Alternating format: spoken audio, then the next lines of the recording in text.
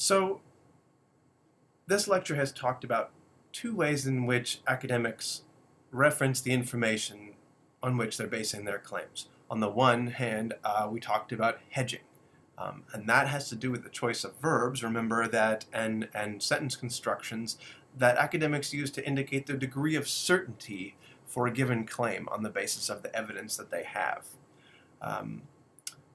And that varies by discipline, and we saw that for ethnomusicology and anthropology, when a writer like Kiri Miller is talking about something that is interpreting some social phenomenon for a variety of people, a bunch of people, for which she has field evidence, but there's probably variation among them, she uses words to indicate the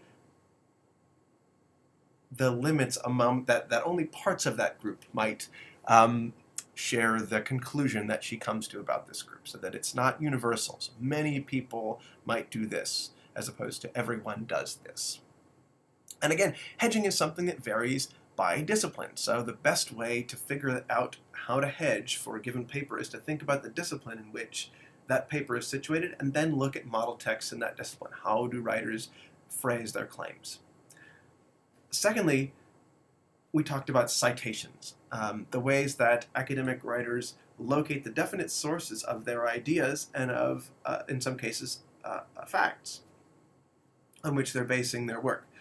So, again, this varies by discipline, and in ethnomusicology and anthropology and the social sciences more generally, the qualitative social sciences anyhow, you have parenthetic citations being the norm.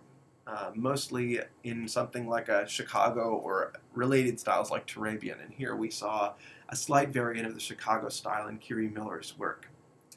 So to figure out how to cite for a given paper, you want to look at the assignment and the syllabus. Does the professor tell you what citation system they're using? Do they tell you how it works or where to look up that citation style? Use that one. If you don't know, it's a really good idea to look up the discipline and figure out the discipline or field in which that course and that assignment are situated, and look up the citation practices for that discipline. That's what we've done in this lecture.